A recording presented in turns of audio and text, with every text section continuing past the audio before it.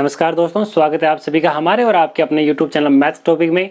आज हम पढ़ रहे हैं 12th क्लास की जो मैथमेटिक्स है, उसमें हमारी एक्सरसाइज 5.2 चल रही थी और हमने 11 क्वेश्चन तक पहले वाले वीडियो में कर चुके थे।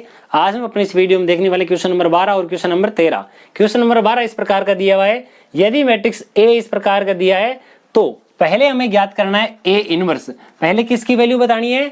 ए इनवर्स की वैल्यू। ए इनवर्स की वैल्यू ज्ञात कीजिए तथा उसके बाद में समीकरण निकाय को हल कीजिए। बाद में एक्स वाई जेड की वैल्यू बतानी है हमें। एक्स जैसे ए इनवर्स की वैल्यू निकालनी है। और ए इनवर्स क्या होता है? ए इनवर्स होता है हमारे पास में कि adjoint of A upon determinant of A. और यहां पर क्या होना चाहिए था?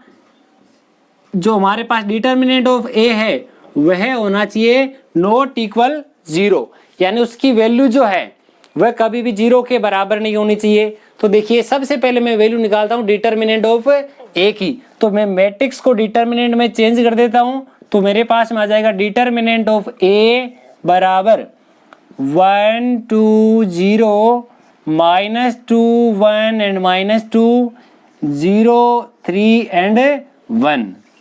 यहां तक मैंने लिख दिया। ये वैल्यू किसकी है मेरे पास में? डिटर्मिनेंट ऑफ ए की। अब डिटर्मिनेंट ऑफ ए की वैल्यू निकालते हैं। देखिए, यहाँ ये जो 1 लिखा है, इस 1 के अकॉर्डिंग यहाँ आएगा 1 × 1 3 × -2, यानी माइनस का 6 हो गया। ये माइनस और माइनस प्लस हो गया। माइनस ये माइनस का 2, माइनस माइनस प्लस का 2 हो गया। 2 के लिए 2 × 1 मेरे पास आ जाएगा 2 -3 × 0। 0 लिखने की आवश्यकता नहीं है, तो यहीं तक। और नेक्स्ट जो मेरा थर्ड एलिमेंट है, थर्ड एलिमेंट मेरे पास में 0 दिया गया है। अगर मैं 0 को किसी भी यहाँ से नंबर से इंटू करूँ तो भी मेरे पास यहाँ 0 ही रहने वाला है।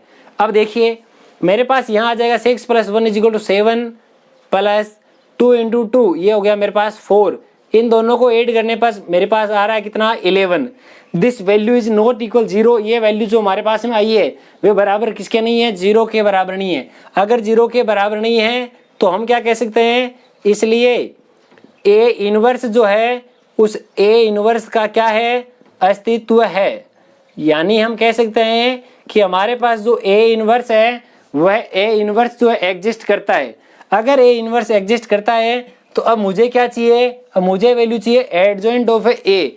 एडजॉइंट ऑफ ए की वैल्यू किस प्रकार से निकाली जाएगी वो देखिएगा। हमारे पास में 9 एलिमेंट है और 9 एलिमेंट के अनुसार आप या तो 9 के 9 सहखंड याद कर लो, या फिर इस प्रकार से आप एक मैट्रिक्स बना लो। मैट्रिक्स कैसा आएगा? देखिए, जितने हमारे पास में एलिमेंट है उसके अनुसार हमारे पास अलग अलग बनाते हैं। देखिए, इस 1 के लिए ये वाला चले जाएंगे, यहाँ आएगा 1 3 -2 एंड 1, ये वाले चारों एलिमेंट आ गए।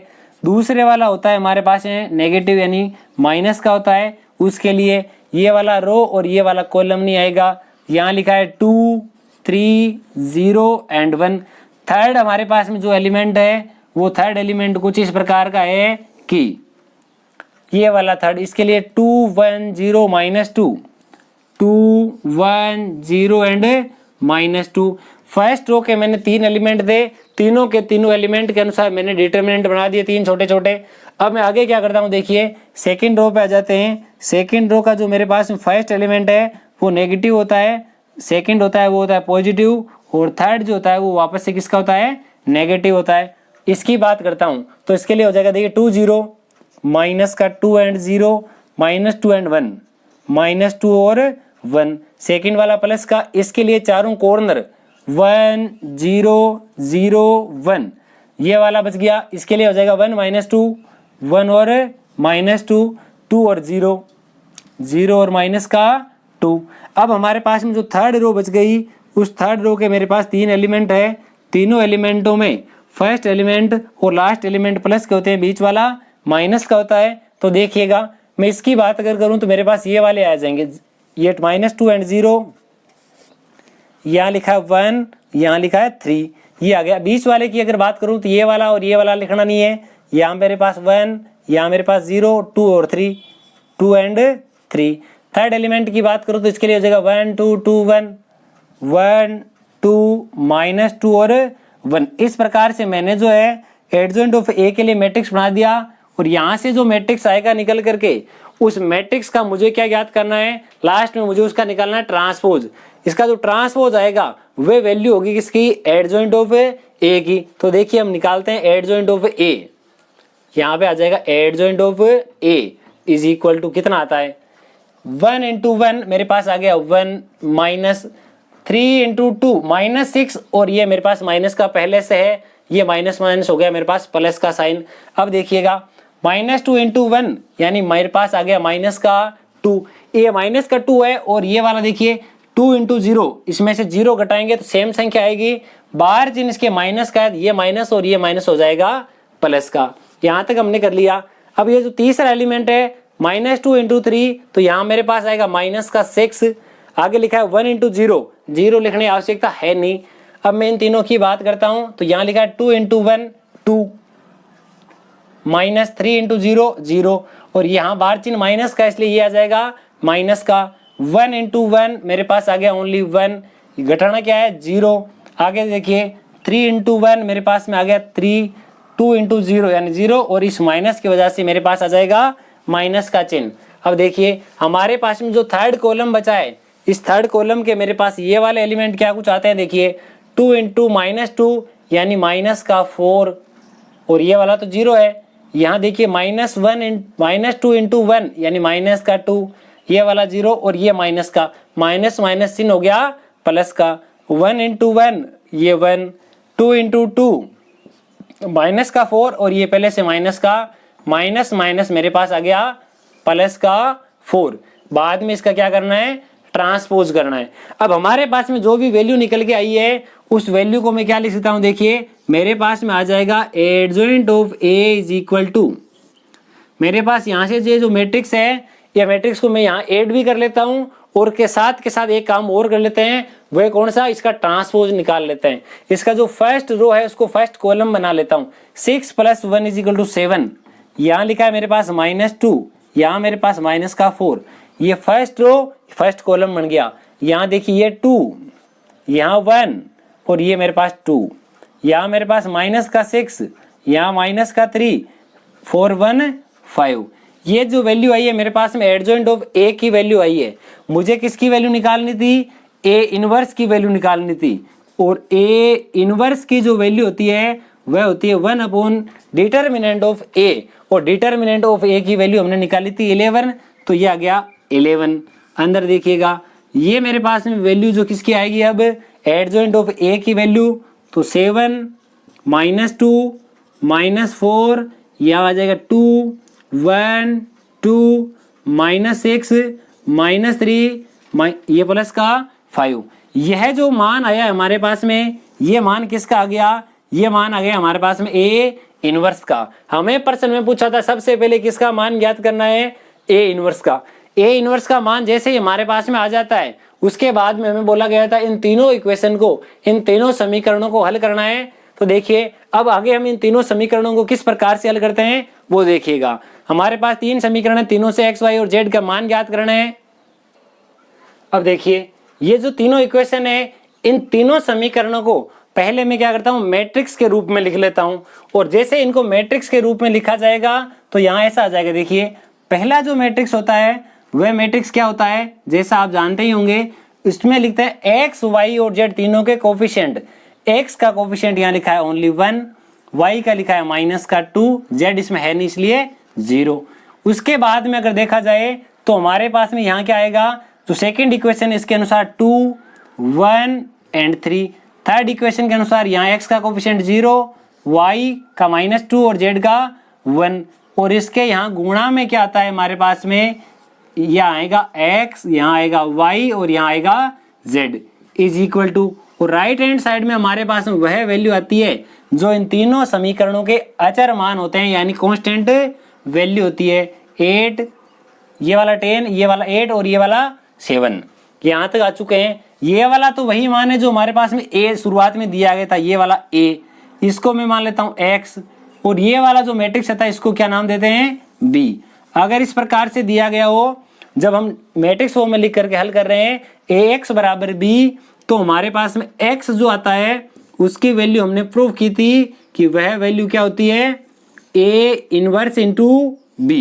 क्या हमारे पास में a इनवर्स की वैल्यू वही है जो अभी हमने पूरे प्रोसेस के दौरान ज्ञात किया है वैल्यू। ए इनवर्स की वैल्यू को मैं बी से इंटू कर देता हूँ तो हमारे पास में देखिए वैल्यू आ जाएगी। तो यहाँ लिख देता हूँ एक्स बराबर ए इनवर्स क्या है 1/11 और यहाँ लिखा है 7 2 -4, यहाँ लिखा गया है 2 1 -2, ये प्लस का 2, यहाँ लिखा है -6, यहाँ -3 और यहाँ प्लस का 5। इसको मुझे गुणा करना है किससे, इस मैट्रिक्स बी से। यहाँ लिखा है 10, यहाँ लिखा है 8, यहाँ लिखा है 7। तो यहाँ से मेरे पास 1/11 तो एच डी लिखा जाएगा और इसके आगे क्या लिखा जाएगा वो ध्यान दीजिए। 7 × 10 यानी 70, 2 × 8 यानी 16, 7 × 6 ये हो गया 42, -2 × 10 यानी माइनस के 20, 1 × 8 यानी प्लस का 8, -3 × 7 यानी 21। यहाँ जगह 4 × 10 यानी is equal two plus minus के 40, 2 × 8 इज इक्वल टू प्लस के 16, 7 × 5 इज इक्वल टू 35। बराबर मेरे पास ऐसा आ जाएगा 1/11 तो मेरे पास में पहले भी लिखा हुआ है। उसके अलावा अंदर क्या बचेगा, प्लस का, ये भी प्लस का, दोनों को जोड़ा तो 86 हो गया।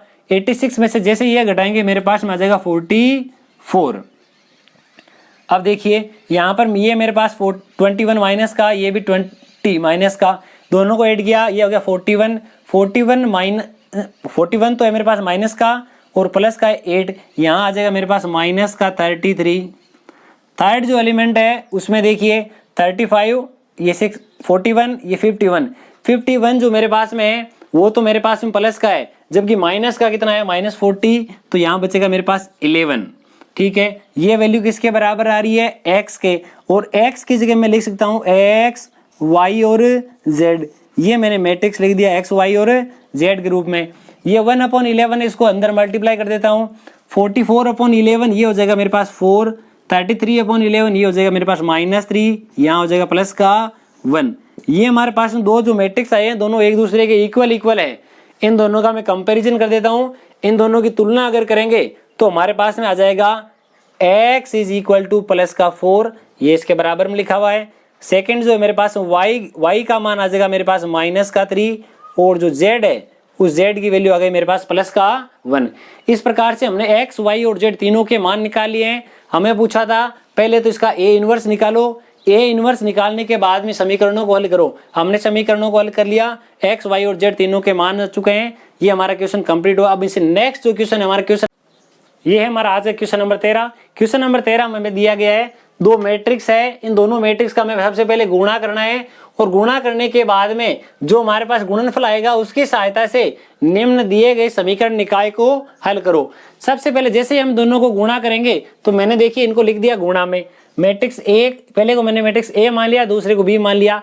यहाँ ये पहला मैट्रिक्स और यहाँ पर ये दूसरा मैट्रिक्स। अब इन दोनों को मैं आपस में गुणा करता हूँ। जैसे ही मैं मैट्रिक्स ए को मैट्रिक्स बी से गुणा करता हूँ तो देखिए गुणनफल क्या आएगा, 4 × 1 ये आ गया मेरे पास माइनस का 4, 4 × 1 ये हो गया प्लस का 4, 4 × 2 मेरे पास आ गया 8।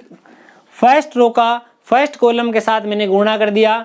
अब मैं फर्स्ट कॉलम का सेकंड कॉलम के साथ गुणा करता हूं तो मेरे पास में देखिए 4 × 1 माइनस के दोनों ही हो जाएगा प्लस का, 4 × 2 यानी -8, 4 × 1 ये प्लस का, 4 × 1 यानी माइनस का 4, 4 × 2 यानी माइनस का 8, 4 × 3 माइनस का यानी सॉरी प्लस का 10। इस प्रकार की वैल्यू आ गई।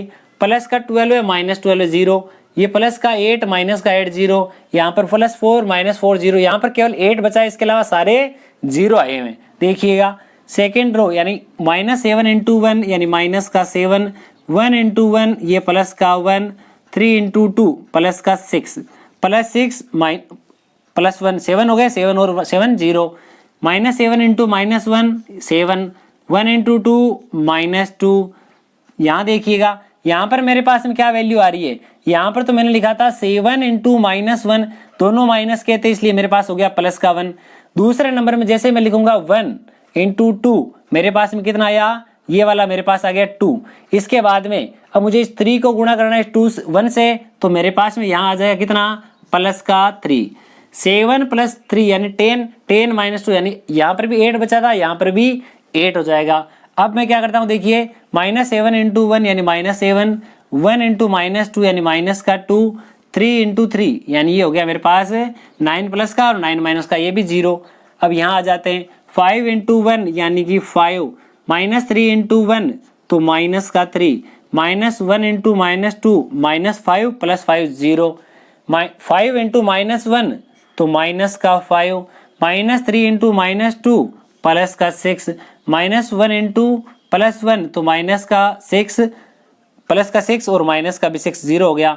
माइनस देखिए 1 × 5 दोनों पॉजिटिव है तो 5, -3 - 2 तो माइनस प्लस का 6, 3 × 1 मेरे पास में जाएगा माइनस का 3, 5 और 3 मिलकर, 5 और 6 मिलकर के 11 हो गए, 11 - 3 यानी 8 हो गए। यहाँ पर भी 8, यहाँ पर भी 8, यहाँ पर भी 8। इन तीनों के अलावा मेरे पास बाकी सारे के सारे कितने हो जाएंगे, 0। देखिए यहाँ पर 8, ये दोनों 0, यहाँ पर 0, यहाँ पर 8, ये 0, ये वाला 0, ये वाला भी 0, यहाँ पर 8। और इसके जो मेरे पास राइट हैंड साइड है, अब यहाँ पर देखिए इनमें से मैं क्या कॉमन ले लेता हूँ, 8 कॉमन ले लेता हूँ। जैसे ही 8 कॉमन ले लेता हूँ तो मेरे पास यहाँ आ जाएगा 1, 1 एंड 1। इनके अलावा बाकी सारी की सारी जो वैल्यू है मेरे पास में आ जाएगा 0, 0। इसको मैं लिख देता हूँ 8 × ये वाला जो लिखा हुआ है, यह मैट्रिक्स क्या है, हमारे पास में इकाई मैट्रिक्स आ गया, आइडेंटिटी मैट्रिक्स आ गया। AB = 8IN, 8 गुणा आइडेंटिटी मैट्रिक्स। अब इनकी सहायता से मुझे क्या निकालना है, इस समीकरणों को हल करना है, A की, X की, Y की और Z की वैल्यू निकालनी है। तब देखिए अब मुझे यहाँ से निकालना होगा क्या, A इनवर्स। अब यहाँ से A इनवर्स कैसे निकालेंगे, हमने सेम टू सेम ऐसा प्रश्न किया था उदाहरण नंबर 15। उदाहरण नंबर 15 में भी हमारे पास क्या दिया गया था, 2 मैट्रिक्स दिए गए थे, उन दोनों मैट्रिक्स को गुणा करो और गुणा के बाद में हमारे पास जो वैल्यू आती है निकल करके, उस वैल्यू के हिसाब से दिए गए क्वेश्चंस को हल करना है। मेरे पास में आया AB = 8 × आइडेंटिटी मैट्रिक्स। मैं काम करता हूँ दोनों साइड में A इनवर्स से गुणा कर देता हूँ। जैसे ही मैं दोनों साइड में A इनवर्स से गुणा करता हूँ, यहाँ आ जाएगा A इनवर्स × A × B बराबर, आगे आ जाएगा A इनवर्स × I तो है ही, और यहाँ 8 मेरे पास ऑलरेडी लिखा हुआ है। हम जानते हैं कि पहले से किसी भी यानी A को A इनवर्स से गुणा किया जाए, किसी भी मैट्रिक्स को उसके इनवर्स से गुणा किया जाए तो हमारे पास में आता है आइडेंटिटी मैट्रिक्स गुणा B = 8 गुणा A इनवर्स गुणा I। इसके अलावा हमें यह भी पता होना चाहिए, किसी भी मैट्रिक्स को आइडेंटिटी मैट्रिक्स से गुणा किया जाए तो हमारे पास वापस वही मैट्रिक्स आती है, और ये वाला 8 हमारे पास as it is. A inverse को I से गुणा करेंगे तो हमारे पास में आएगा A इनवर्स। 8 यहाँ इंटू में है, यहाँ आएगा तो अपॉन में आ जाएगा। तो मेरे पास ये वैल्यू आ चुकी है कि A इनवर्स बराबर, मेरे पास में क्या वैल्यू आ चुकी है, A इनवर्स बराबर B/8। तो यहाँ लिख देता हूँ, देखिए A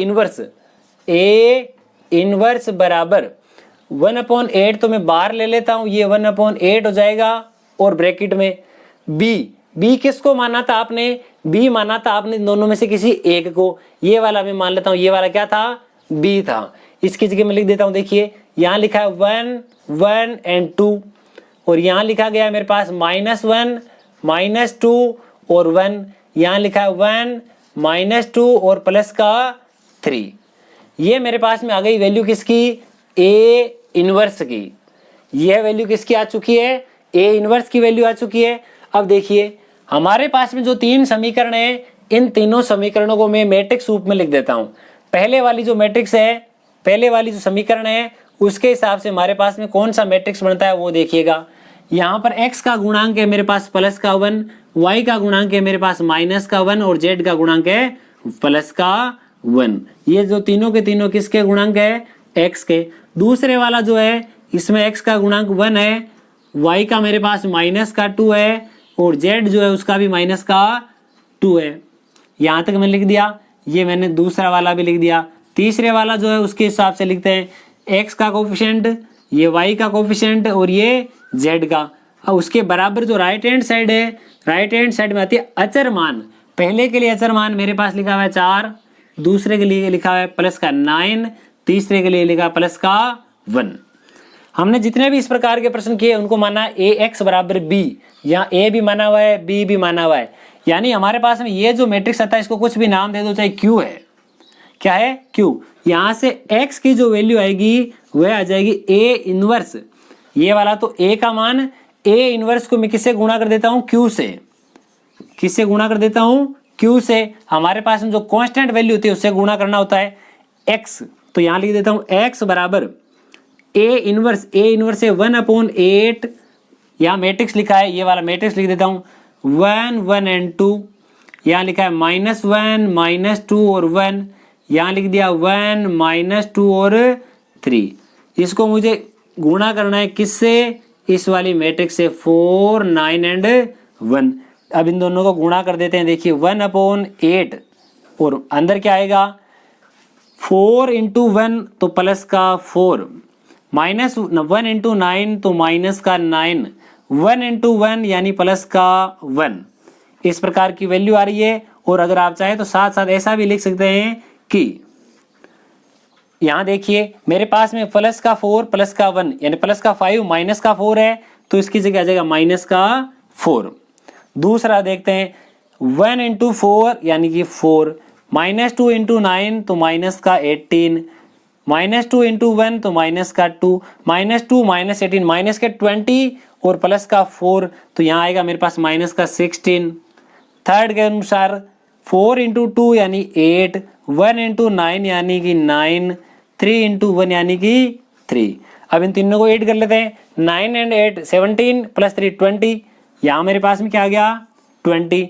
यहाँ लिखा है बाहर की साइड में 1/8, 1/8 को अंदर मल्टीप्लाई कर देते हैं तो हमारे पास अंदर क्या क्या बचेगा, देखिए अंदर ऐसा बचेगा 4/8, इसको मैं लिख सकता हूँ 1/2, 16/8 यहाँ मेरे पास बचेगा -2, 20/8, 20/8 दोनों के दोनों जो है 4 से कैंसिल आउट हो रहे हैं, तो यहाँ मेरे पास आ जाएगा 5/2। ये वैल्यू आ गई। क्या मैं इस x की जगह ऐसा लिख सकता हूँ कि x y और z, हमने x किसको माना था, ये जो x है इसको माना था x y z को, तो x y z बराबर ये वाली वैल्यू आ रही है। तो तुलना करने पर जैसे ही हम तुलना कर देंगे हमारे पास में लास्ट में लिख देंगे x बराबर -1/2, y बराबर -2 और z बराबर -5/2, या लिख सकते हैं 2.5 2.5। इस प्रकार से हमारा क्वेश्चन नंबर 13 यहाँ कंप्लीट होता है। आज की इस वीडियो में हमने क्वेश्चन नंबर 12 और क्वेश्चन नंबर 13 किया। कौन सा प्रश्न आपको सबसे अच्छा लगता है कमेंट सेक्शन में लिखकर जरूर बताइए। ये वीडियो आपके लिए कितना फायदेमंद साबित हो रहे हैं ये भी कमेंट सेक्शन में लिखकर जरूर बताइए। अगर आपको ये वीडियो अच्छा लगे तो अपने सभी दोस्तों में शेयर करें। अगर आपने हमारे चैनल को अब तक सब्सक्राइब नहीं किया तो प्लीज हमारे चैनल को सब्सक्राइब करें। थैंक यू, धन्यवाद, जय हिंद, जय भारत।